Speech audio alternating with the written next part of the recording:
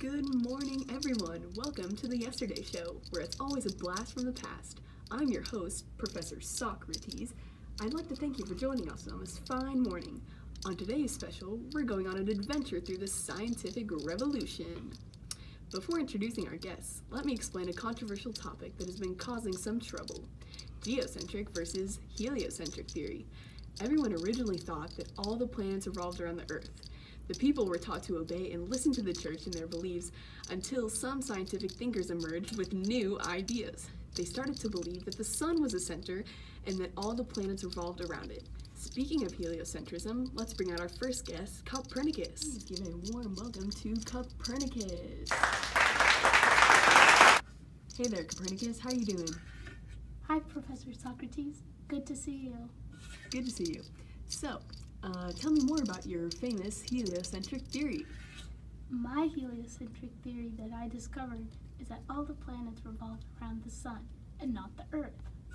Interesting. So, how did you get the courage to go against the ideas of the church with the geocentric theory? You know, as a scientific thinker that first started the scientific revolution, I found it as my duty to stand up for all of mankind and discover the truth. Wow, that's amazing. So, tell me about your famous work you published.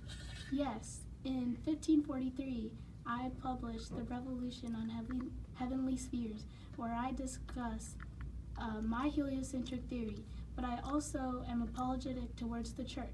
In this book, I go against Ptolemy and Aristotle, modern thinkers and philosophers at the time. Oh wow, that's interesting. I gotta read that again. So thank you, Copernicus, for joining us today. Thank you, Professor Socrates. I look forward to seeing you again. Goodbye. Hello, Kepler. Tell me about your theory of elliptical orbits instead of circular orbits.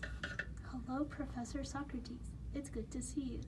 My theory that all the planets evolved in an elliptical orbit instead of circular orbit came from many calculations that I learned under my mentor Brahe, who influenced my many discoveries in the scientific revolution.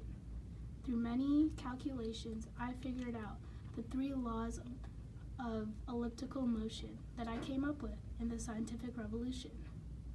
That's amazing, Kepler. Thank you for joining us. Hello, Galileo. I have heard so much about you.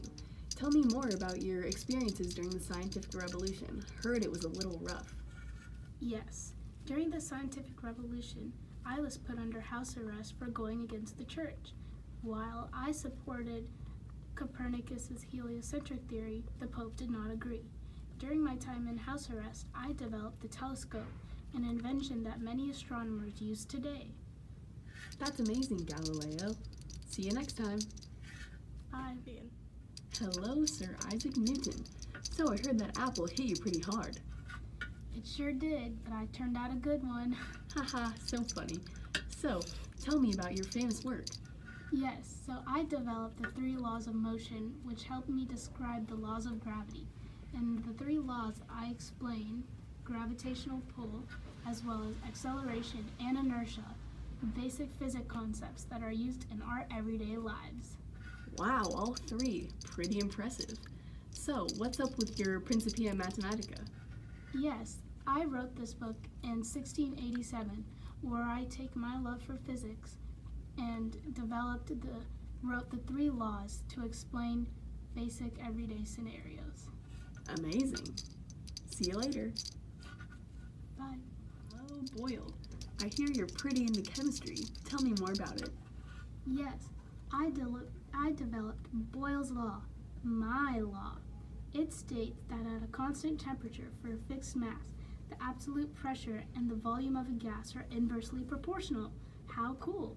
Also, the law can also be stated in a slightly different manner, that the product of the absolute pressure and the volume is always constant. That's amazing. You discovered that all yourself? Yeah, how cool is that? That's awesome. Thanks for coming today. Thanks. I also loved to develop biochemistry, a subject that many people use today. Wow, love that class in high school. Am I right? You sure are. Hey, Leeuwenhoek. So, tell me more about this, what's it called, little biology? Hi, Professor Socrates. Good afternoon to you. It's actually called microbiology. I was a Dutch scientist best known for the development and improvement of the microscope. I also discovered microbiology and protozoa, a single-cell organism. I also laid the foundation for microbiology, an important subject in high schoolers' lives today. That's amazing. Hello, Harvey. I think I have a bruise on my sock. Can you tell me how I got it? Sure. Hi, Professor Socrates. My name is Harvey, and I contributed to anatomy and physiology, major subjects that doctors and nurses use today.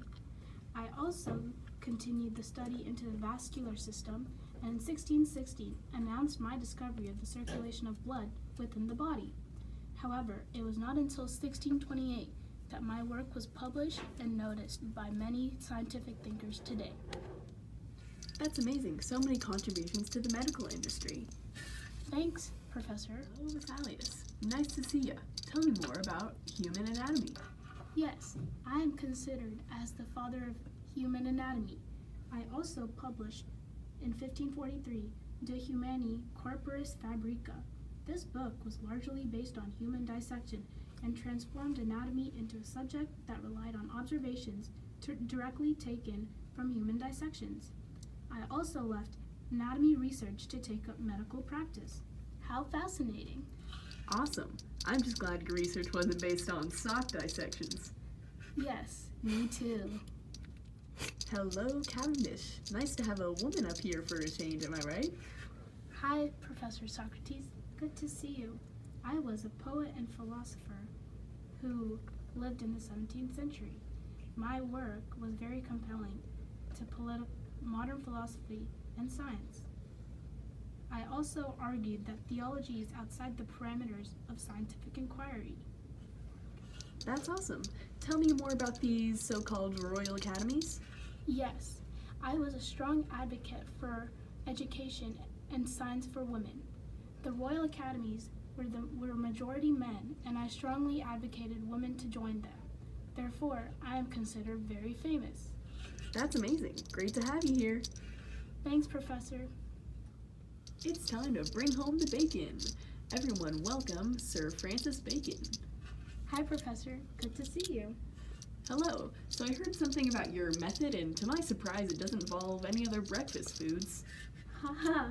I served as an Attorney General and Lord of Chancellor in England.